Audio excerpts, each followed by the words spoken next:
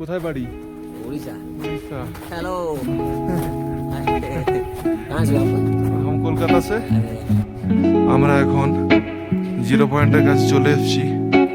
দেখো তোমরা জিরো পয়েন্টে এখনো যা বরফ আছে।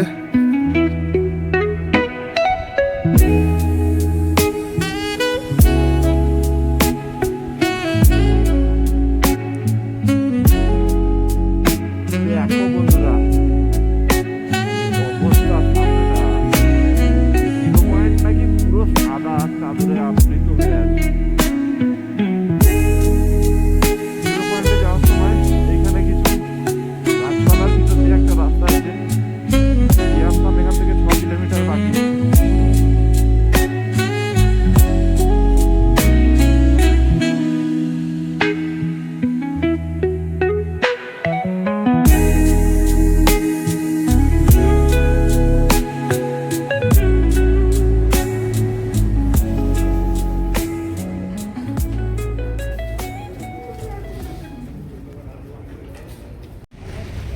লাচুংয়ে আছি আমরা। এই হোটেলগুলো আমাদের থাকতে দিয়েছিল টোটাল 10 জন। 10 জনে রুমের কন্ডিশানগুলো ঠিক এরকম ছিল, একটাতে ডবল একটা সিঙ্গেল। প্রত্যেকটা রুমেই তাই, প্রত্যেকটা রুমেতেই এরকম একদিকে ডবল বেড একদিকে সিঙ্গেল বেড। আদারওয়াইজ আর কিছু চেঞ্জ নেই, জাস্ট পজিশানটা আলাদা। বাথরুমের কন্ডিশানও ঠিকঠাক ছিল, কোনো সমস্যা হয়নি। ঠান্ডার দিনে কোনো অসুবিধা হয়নি। এই যে দেখে নাও, কোনো সমস্যা নেই, সব এগোছালো হয়ে পড়ে আছে। রাতেরবেলা লোডশেডিংয়ে থাকার কারণে কিছু দেখাতে পারিনি, সেই জন্য এখন ভিডিওটা করে নিলাম। তো চলো ফটাফট বেরিয়ে যাওয়া যাক। তো ফাইনালি আমরা 9টার সময় বেরোতে পারিনি, আধা ঘন্টা লেট হয়ে গেল। আজকে আমাদের 105-10 কিলোমিটারের মতন টোটাল ট্রিপ হবে। তো এখন আমরা কালকে গ্যাংটকে থেকে পারমিট নিয়ে লাচুংয়ে এসে এই ডোগরা ইন হোটেলে এসে উঠেছিলাম। এটা আমাদের আগে থেকে বুকিং করা ছিল, আর আমাদের সব পার্টনার রেডি হয়ে গেছে। এই যে আমার গাড়ি। আর এখন আমরা এখান থেকে যাব জিরো পয়েন্ট। জিরো পয়েন্ট থেকে ইয়ামথাম ভ্যালি হবে। ইয়ামথাম ভ্যালিতে পারমিট দেবে কিনা বুঝতে পারছি না, কেন কাল রাতে মনে হচ্ছে হালকা পাতলা স্নোফল হয়েছে। তো দেখা যাক কি হয়। যদি পারমিশন দিয়ে দেয় তাহলে তো খুবই ভালো। তো চলো সামনের দিকে যাই। জিরো পয়েন্টে যাওয়ার সময় এইখানে কিছু গাছপালার ভিতর দিয়ে একটা রাস্তা আছে। ইয়ামথাম এখান থেকে 6 কিলোমিটার বাকি। আর এখানকার লোকেশনটা বা ভিউটা তোমরা দেখতে পাচ্ছ কত সুন্দর।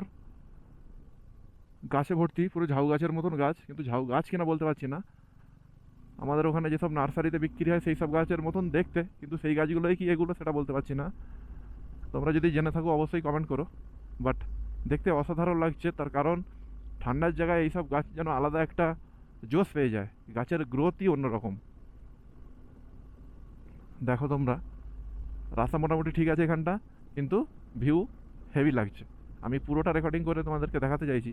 দেখো কত সুন্দর লাগছে, তোমাদের দেখতে লাগবে এইটা জায়গাটা। আর আকাশটা পুরো নীল, মারাত্মক একটা ভিউ পাওয়া যাচ্ছে, মারাত্মক একটা ভিউ।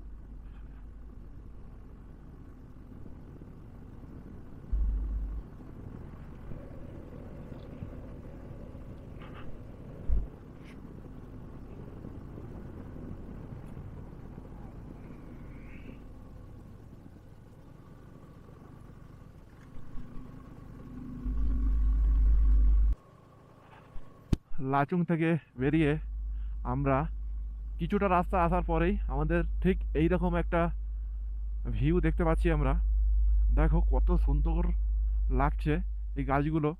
কিছু কিছু আছে এগুলো ভূজ্যিপত্রের গাছ, যেগুলো পুজোতে কাজে লাগে। আর তার সাথে সাথে ওয়েদার খুবই ঠান্ডা হয়ে যাচ্ছে যত উপরের দিকে উঠছি। আর আমার সামনে ডান দিকটা দেখো বরফের আবৃত একটা পাহাড়। সবাই যাচ্ছে এক এক করে, রাস্তা খারাপ আছে ওই জন্য ধীরে ধীরেই সবাই যাচ্ছি। আর এখানটা একটা ছোট্ট ওয়াটার ক্রসিং আছে।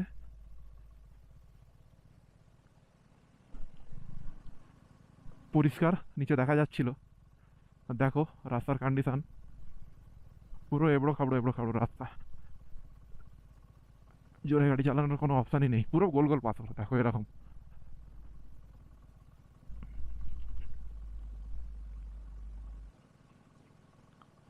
দেখো অবস্থা, এখানে মনে হচ্ছে ওয়াটার ক্রসিং ভালোই পাওয়া যাবে। সব পাহাড়ের উপর থেকে যে সব বরফ গলা জল, সেগুলো এর গা বেয়ে বেয়ে নামছে।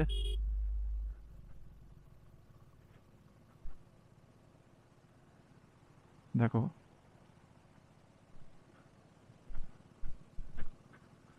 কত সুন্দর।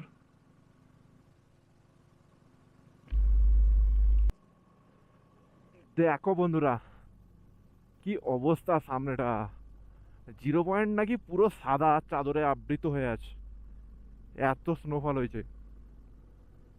দেখো, আর সামনে একটা ডগি আছে, ডগির লেজে দেখো পুরো ব্ল্যাক।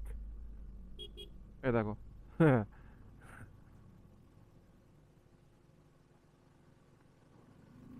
দেখো সামনেটা ভিউ দেখো, পুরো গোল গোল পাথর, গোল গোল ঝর্ণার জল নামে এগুলো দিয়ে। কিন্তু এখানে এত পাথর ফেলে রেখেছে কেন কে জানে। দেখো এদিকে যেন মনে হচ্ছে ওর থেকে তো ধসে এসে নেমেছে হড়পা মানের মতন, জাস্ট জমে গেছে, শুকনো হয়ে গেছে, পুরো ফ্রেশ ফ্রেশ পাথর, সাদা ধবধবে। ডান দিকটা পুরো সবুজ, বাঁ দিকটা পুরো ড্রাই। আর দেখো সামনের পিক পয়েন্ট দেখো,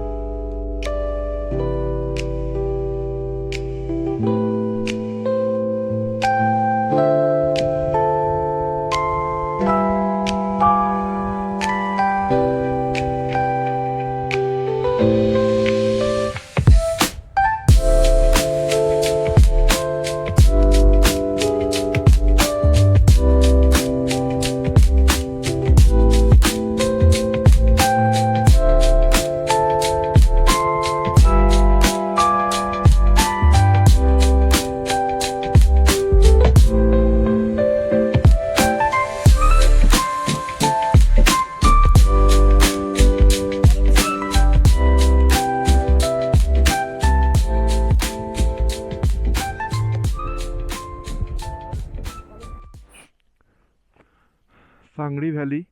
এটা হচ্ছে লাচুং থেকে 10 কিলোমিটারের মধ্যে।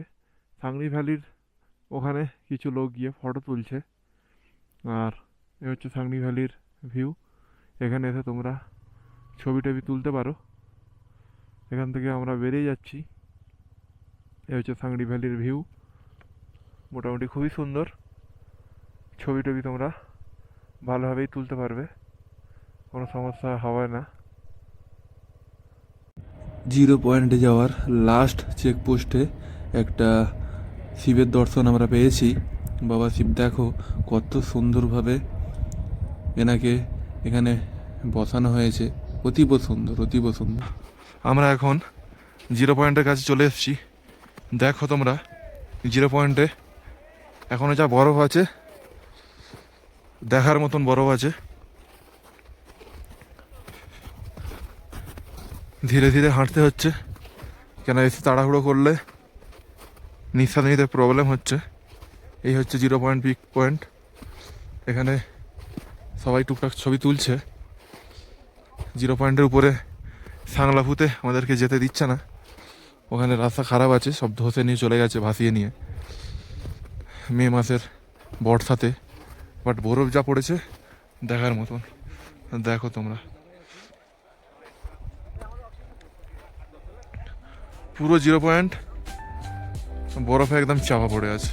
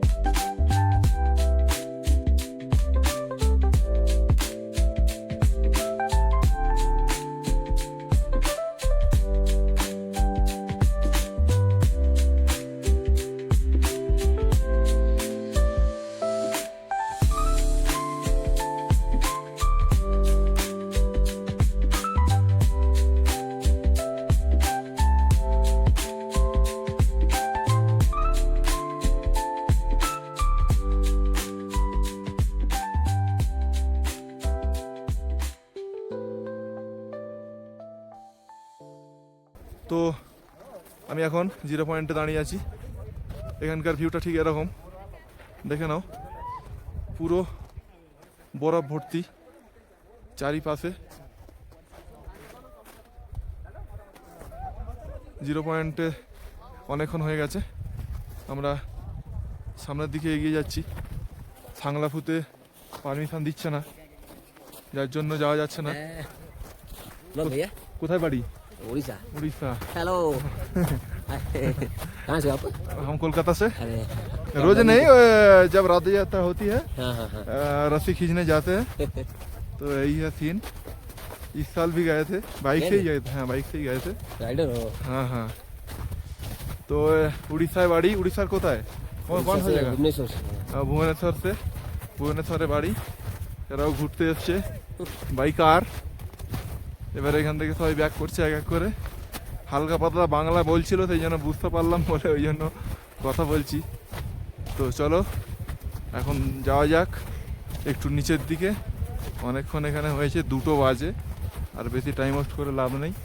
তো চলো দেখা হচ্ছে নিচে। কোনো ক্যামেরা ফ্যামেরা তো লাগাতে দেয়নি গাড়িতে, যার জন্য স্পটে এসেই রেকর্ড করতে হচ্ছে।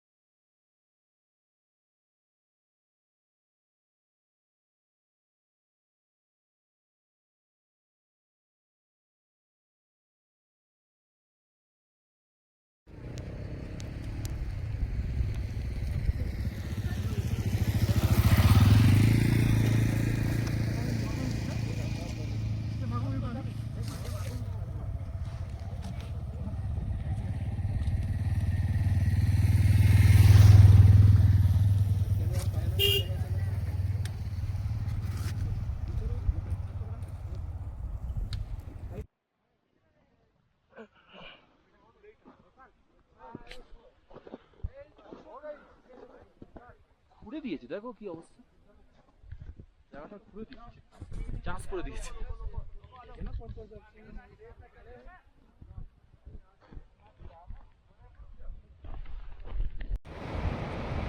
0 পয়েন্ট থেকে কিছুটা নেমে আসার পর এখানে দেখো মে মাসে যে বন্যাটা হয়েছিল এইসব জায়গা পুরো ধসে নেমে চলে গেছে। কি অবস্থা দেখো, সব গাড়ি নামছে একটা একটা করে। আমরা এই যে সামনে একটা ভ্যালি দেখা যাচ্ছে, এই জায়গাটা মেঘে ঢাকা পড়ে গেছে। এই জায়গাটা হচ্ছে ইয়ামথাম ভ্যালি। আমরা ওইখানে গিয়ে একটা মার্কেট মতন আছে ইয়ামথাম ভ্যালিতে, ওখানে গিয়ে আমরা একটু দেখব, অনেক দোকান আছে ওখানে, কিছু কেনাকাটি করা যেতে পারে। চলো ওখানে যাওয়া যাক।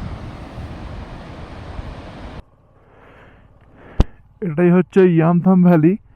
এটা একটা মার্কেট এরিয়া, দেখার মতন তো এরকম কিছু নেই, জাস্ট খাওয়া দাওয়ার দোকান পাহাড়ি আছে আর এইসব কিছু কেনাকাটার জিনিস আছে, বাকি আর কিছু নেই।